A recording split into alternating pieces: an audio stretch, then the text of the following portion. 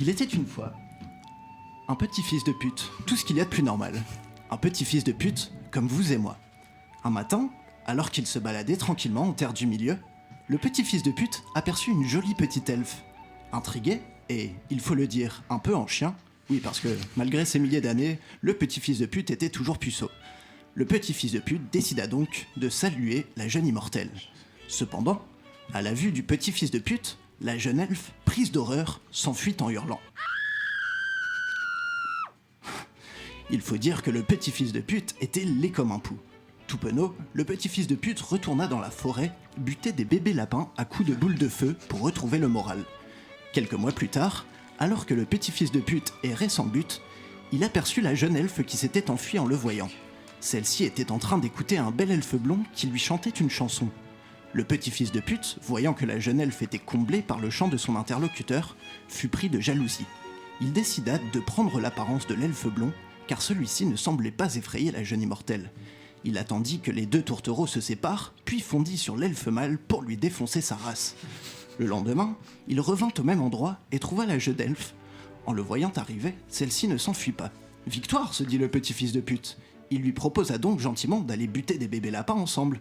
Mais, à la grande surprise du petit fils de pute, la jeune elfe, prise d'horreur, s'enfuit une nouvelle fois en hurlant.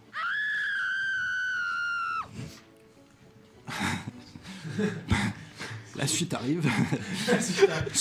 C'en était trop pour le petit fils de pute. Ces enfoirés d'elfes étaient vraiment trop bizarres.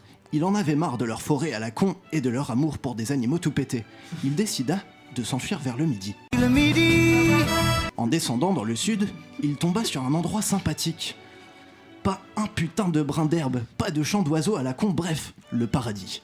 Le petit fils de pute décida donc d'y bâtir une tour, bien noire et bien moche, comme on les aime. Se sentant un peu seul, il décida d'aller capturer des elfes pour les torturer un peu.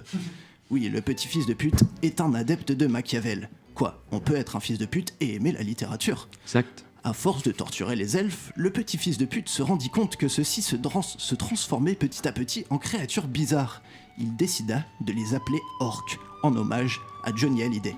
Oui, ça n'a rien à voir, mais le petit fils de pute n'avait pas bien saisi la notion d'hommage.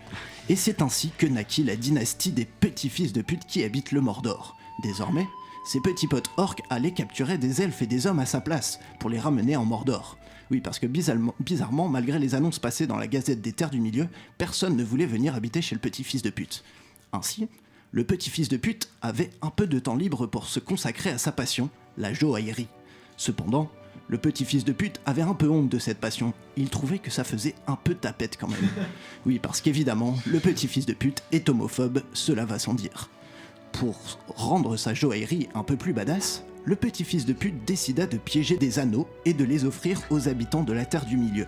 Puis il se forgea en secret un maître anneau, un anneau pour les gouverner tous. Oh oui. Grâce à cet anneau, le petit fils de pute put ainsi niquer des mers et contrôler petit à petit toute la Terre du Milieu. Mais surtout, le petit fils de pute pouvait enfin assumer sa passion pour la joaillerie. Cependant, les elfes et les hommes qui s'étaient pas fait ken leur maman décidèrent que bon, il est bien gentil ce petit fils de pute, mais il y a un moment, bah ça va. Ils formèrent une grande alliance pour vaincre les armées du Mordor. La suite, vous la connaissez, dans la bataille, le petit fils de pute se fait chourer son anneau qui fut ensuite trouvé par un hobbit. La morale de cette histoire, c'est que si le petit fils de pute n'avait pas été homophobe, il aurait assumé sa passion pour la joaillerie et aurait sans doute fait des petits colliers de perles sympas dans sa tour moche et il n'aurait fait chier personne. Conclusion, ne soyez pas homophobes mes amis, ou vous risquez de vous faire niquer votre race par un hobbit. Voilà, très belle conclusion donc.